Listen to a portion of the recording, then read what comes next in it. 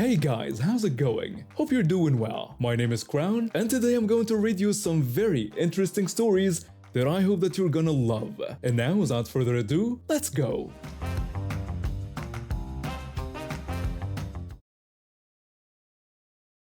I've been working on cars since I was about 14. My dad taught me everything: how to change oil, swap out brake pads, fix a busted radiator. By the time I turned 18, I had saved up enough money from my part-time job at the hardware store to think about getting my own vehicle. Nothing fancy, just something reliable that I could work on myself. Last Sunday was my birthday. My parents woke me up early and told me to get dressed because we were taking a drive. I figured maybe we were going out for breakfast or something, but then my dad mentioned Yuma, Arizona, and I got confused. We lived a couple hours away, and Yuma wasn't exactly known for its birthday breakfast spots. The whole drive, my parents kept smiling at each other like they had some big secret. I tried asking what was going on, but they just told me to be patient. When we pulled into a used car lot in Yuma, I still didn't get it. My dad parked and told me to come on. That's when I saw it. A small truck with a camper shell on the back. It looked kinda like a little SUV because of the shell, but it was definitely a truck. The paint was a little faded, but the engine sounded solid when the salesman started it up. My mom handed me the keys and said, "Happy birthday." I almost couldn't believe it. My first truck.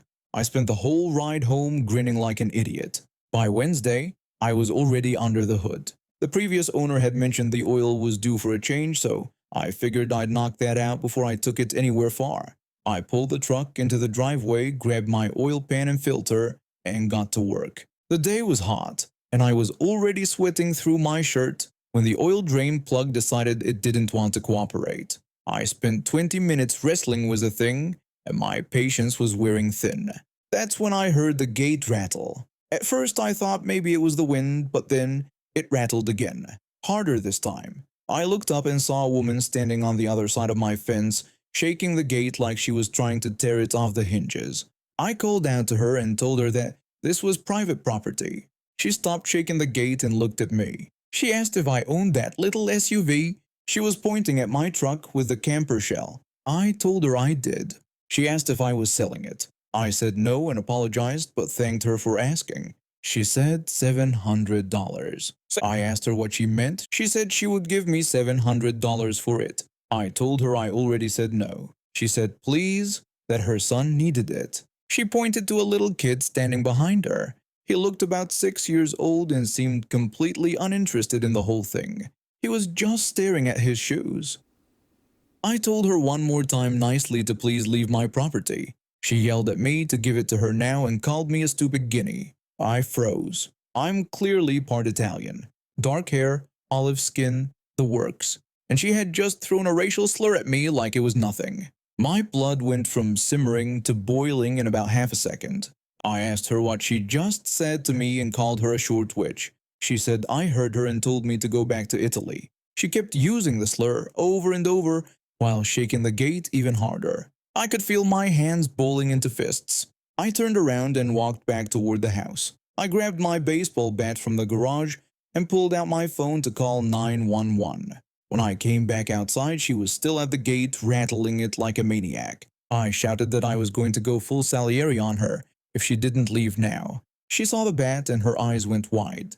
She screamed that if I came any closer, she would call the police. I told her it was too late because I already did. I pointed down the street where a police car was pulling up to the curb. The officer stepped out, and the woman immediately started screaming. She yelled at the officer that I stole her SUV and refused to give it back. She used the slur instead of saying my name or calling me anything else. I said I didn't. The officer held up his hands and told everyone to calm down. He said he was going to talk to me first, then he would talk to her. We both said okay, though she looked like she wanted to argue. The officer walked over to me while his partner stayed by the patrol car. The woman tried to push the gate open and step into my driveway. The second officer told her to stay put. She asked why she should stay put when I stole her SUV. The second officer told her to stay put or he would be forced to detain her. She crossed her arms and looked at me, then said fine. The first officer asked me if I had any cameras around here by any chance. I told him I did. The previous owner had been paranoid about break-ins and installed cameras all over the property. I took the officer inside and pulled up the footage on my laptop. It showed everything. The woman shaking the gate, shouting at me, using the slur. It also showed her trying to climb over the gate at one point before I came back outside. The officer nodded and thanked me. He said he needed to go talk to her, but before he could finish his sentence, we heard shouting from outside. The second officer was yelling at her to stay back. Then came the sharp crack of a stun gun deploying. The officer bolted for the door, and I followed him. When we got outside, the woman was on the ground, twitching. There was a knife in her hand, and the stun gun wires were stuck to her arm. The first officer asked what happened. The second officer said she charged at him with a knife. The first officer told him to put her in cuffs. The second officer rolled her over and cuffed her hands behind her back. She was screaming the whole time, yelling that this was illegal and that she knew her rights. The second officer said good, then she knew she had the right to remain silent. He picked her up and put her in the back of the patrol car, slamming the door shut. The first officer turned to me and wished me a good day. He said they would be in touch if they needed anything else. I thanked him. They drove off with the woman still screaming in the back seat. Her kid was picked up by someone else who showed up a few minutes later. Apparently, she had a history of this kind of thing. She's facing 15 years for attempted murder of a law enforcement officer. I finished changing my oil in peace. Some years ago, I got a job at this salad buffet place through a friend of mine. On my first day, she pulled me aside with this serious look on her face. She warned me that I needed to watch out for the night shift manager because she was absolutely terrible to work with. She told me to keep my head down around her and try not to get on her bad side. I appreciated the heads up, but honestly, I didn't think it could be that bad.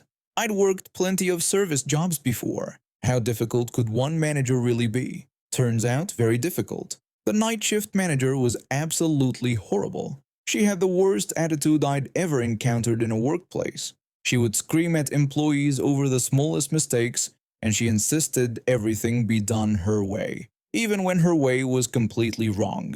I'm not exaggerating when I say she made every shift miserable for whoever had to work under her. During my first couple months there, I sometimes worked as a cook on the hot bar, preparing food items for the buffet. At least 10 different times the night shift manager told me to make a sheet cake for the bar. Every single time I explained to her that nobody had ever trained me on how to make sheet cakes. She would scream at me that I was useless and tell me to move so she could make it herself. She would literally yell this loud enough for customers to hear. It was humiliating. Instead of taking 5 minutes to show me how to do it so I could handle it myself next time, she preferred to throw a tantrum and do it herself, while making sure everyone knew how incompetent she thought I was. The thing is, I'm not someone who just stays quiet when I'm being treated unfairly. I reported her behavior to the owner multiple times. The owner was this wealthy woman whose husband had apparently bankrolled the entire restaurant as a vanity project for her.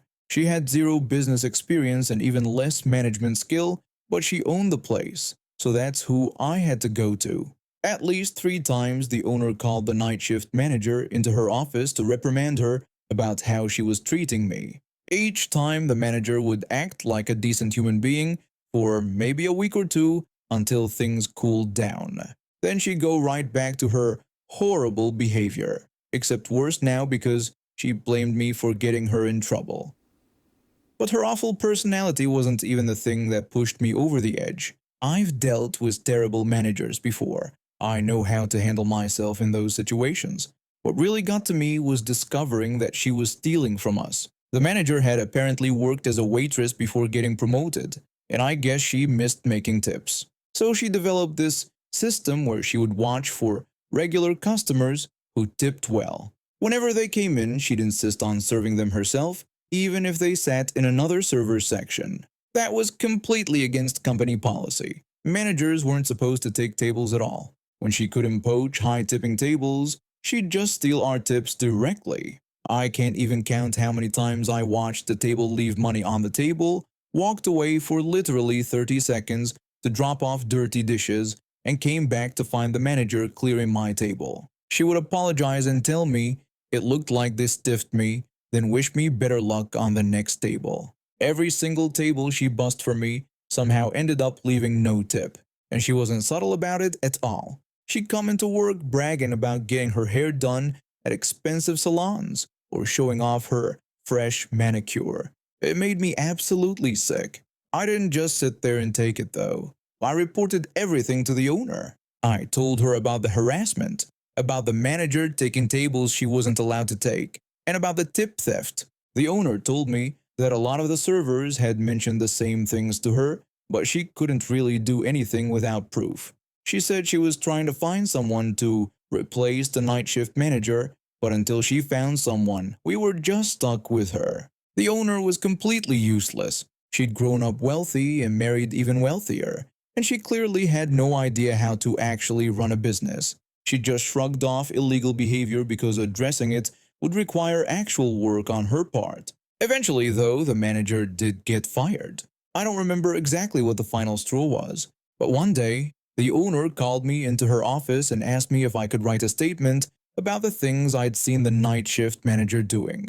She explained that the manager was trying to file for unemployment benefits and she wanted to show my statement to unemployment so she wouldn't have to pay her. I was absolutely delighted. I went home that night and typed up a detailed statement listing around 30 different infractions I'd personally witnessed. Many of them were actually illegal. I printed it out and handed it to the owner the very next morning. From what I heard later, not only did the manager get her unemployment benefits denied, but the police were also questioning her about some of the things in my statement.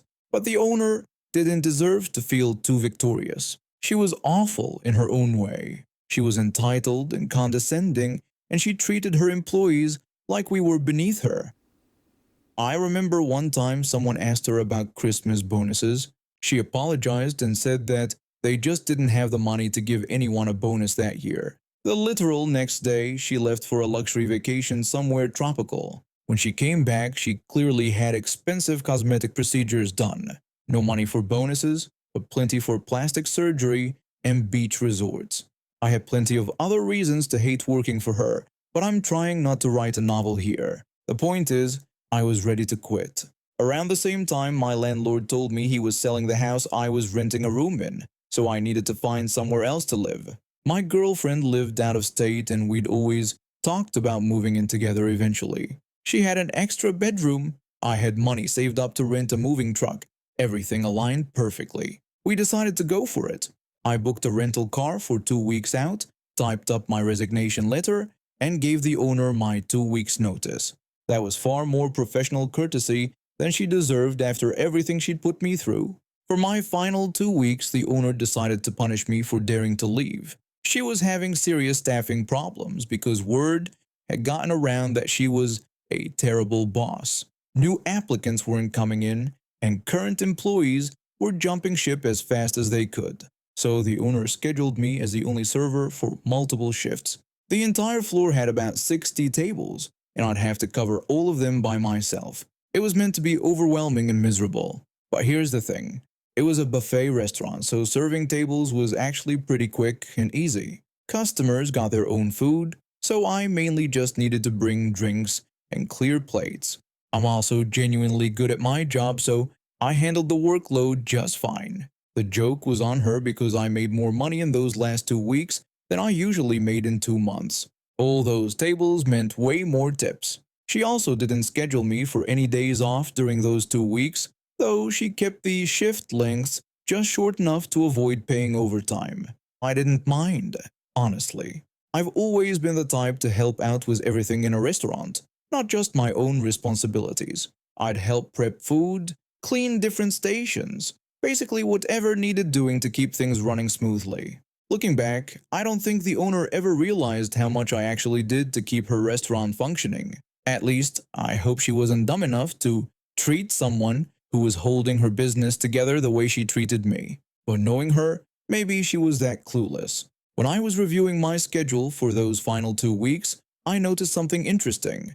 The owner had scheduled me to work on the day I was supposed to leave. The day that fell outside my 2 weeks' notice. Apparently counting to 14 was too complicated for her, and of course, she'd scheduled me to work solo that night.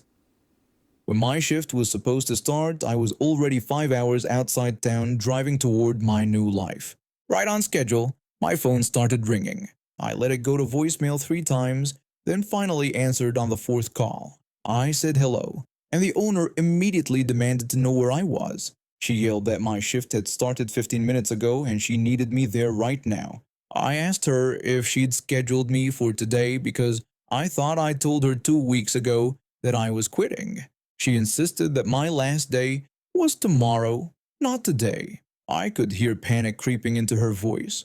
I told her no and suggested she count it up. I reminded her that I'd handed in my 2 weeks' notice on a specific date, and yesterday had been day 14. She admitted she'd messed up but said she just needed me to come in tonight because she had nobody else who could cover. I apologized and told her I was already in another state. I explained that it would take 5 hours to drive back and my shift would be over by then. I suggested she call someone else to come in. She said she'd already tried calling other people when I didn't answer my phone, but none of them wanted to come in. That didn't surprise me at all. I wasn't the only employee who wanted nothing to do with her. I told her that I guessed she'd have to figure something out. I reminded her that she was the manager, so I was sure she'd manage. I hung up, turned off my phone's ringer, and had the most peaceful drive of my life. Knowing that the owner was absolutely panicking back at the restaurant made every mile feel even better. I'm a college student living in a pretty standard apartment complex. The walls are thin, which I knew going in. I accepted that reality. When you live in an apartment, you're going to hear your neighbors. People walk around, they drop things, they listen to music. That's just part of the deal and I was fine with it. When my upstairs neighbor first moved in about 8 months ago, I didn't think much of it. But slowly, I started noticing a pattern. This guy was loud. Not just regular apartment noise loud. We're talking another level, entirely. He'd come home late at night, usually around 2 or 3 in the morning, with his car stereo blasting. His assigned parking spot is directly in front of my bedroom window. But here's the thing that really got me. He wouldn't just park and go inside. No, he'd sit in his car for a solid 10 minutes, with the bass thumping so hard my windows would rattle. At 3 in the morning. Then once he finally went inside, I'd hear him moving around up there, vacuuming at midnight, running the dishwasher at 1 in the morning, doing laundry at 2. I mean, who does laundry in the middle of the night? But I dealt with it. I bought some really good earplugs and told myself it was fine. Everyone has different schedules. Maybe he worked nights. I wasn't going to be that neighbor who complained about every little thing. But then the television situation started. This guy kept all his windows open at night, every single one, and he'd turn his TV up to maximum volume. I'm not exaggerating when I say it sounded like the TV was in my own apartment. I could hear every word of dialogue, every commercial, every laugh track. It was so loud that I'd sometimes wake up confused, thinking I'd fallen asleep with my own TV on. This became a real problem because I'm in a pretty intense program at school, engineering. I'm constantly studying, constantly working on projects, constantly reading dense textbooks that require concentration. I tried the earplugs, but they didn't help with the TV noise. It was just too loud, too penetrating. So I went upstairs and knocked on his door. I was polite about it. I explained that I was trying to study and asked if he could maybe turn the volume down a bit. He seemed annoyed, but he did it.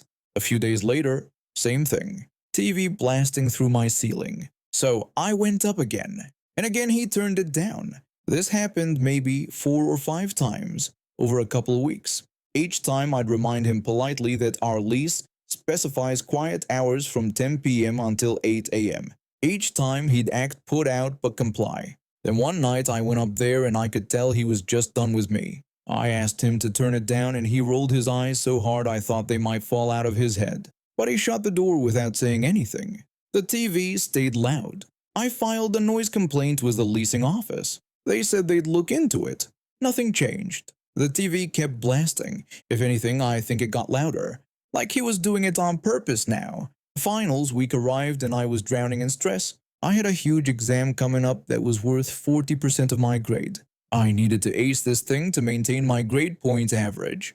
My scholarship depended on it. My whole future felt like it was riding on this one test. I was sitting at my desk, trying to study, trying to absorb information about differential equations, when his TV started up again. It was so loud I couldn't even hear myself think. I went upstairs one more time. I knocked. I told him that I really needed him to turn it down because I had a final exam the next day and I was begging him to just help me out this one time.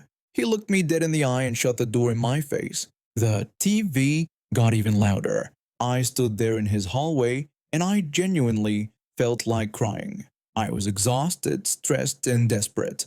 But I also needed that A. I needed to pass this exam. And that's when something snapped. I went back to my apartment and I had an idea. Maybe not my finest moment, but I was beyond caring about being the bigger person. I had been listening to a recorded lecture for my class. I connected my laptop to my portable speaker, the one I usually take to the park. I stacked 2 chairs on top of my dining table and put the speaker right on top, pressed flat against the ceiling. Then I turned the volume all the way up and hit play. The sound was incredible. My whole ceiling was vibrating. I could feel it in my bones. I let it run for about 10 minutes. Then my doorbell rang. I opened the door and there he was, my lovely upstairs neighbor, looking furious. He asked me if I could quiet down. I told him that I was sorry, but his TV had been so loud that I couldn't hear my own lecture. He didn't say another word, just turned around and stomped back upstairs. About 30 seconds later, his TV got even louder, like earthquake loud. Fine. I grabbed my stuff, got in my car, and drove to a quiet parking lot to study. Everything was closed for the night, so it was completely silent. I sat there until 3 in the morning, went through my notes, and finally felt like I could concentrate. But I was done playing nice. See, I'd noticed something over the past few months. Every single day, like clockwork, my upstairs neighbor smoked marijuana. The smell would drift down through the vents, through the windows, everywhere. Personally, I don't have anything against it.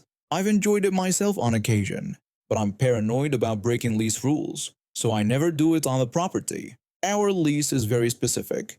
Marijuana is prohibited. If you're caught with it on the premises, you get evicted. No second chances. It's written right there in the contract we all signed. I'd also noticed something else during all those times I'd gone upstairs to ask him about the TV. He had a huge glass jar full of marijuana sitting right there on his shelf, just out in the open where anyone could see it. The next day I smelled him lighting up again. He was smoking on his balcony in broad daylight. I picked up my phone and called the leasing office. I told them that there was a strong odor of what smelled like marijuana coming from the apartment above me. I watched through my window. About 20 minutes later, the property manager pulled up. I saw her look up at his balcony. I saw him sitting there smoking, completely oblivious. She saw him too. She went upstairs. I heard her knock on his door. I couldn't make out the conversation, but it lasted a while. 3 days later, I saw him carrying boxes to a moving truck. I watched from my window as he loaded up his stuff and drove away. I felt a tiny bit guilty, but mostly, I felt relieved. My new upstairs neighbor is quiet. She works normal hours. She uses headphones. We've never had a single problem. And now we have reached the end of today's stories. Thank you for watching, and see you next time.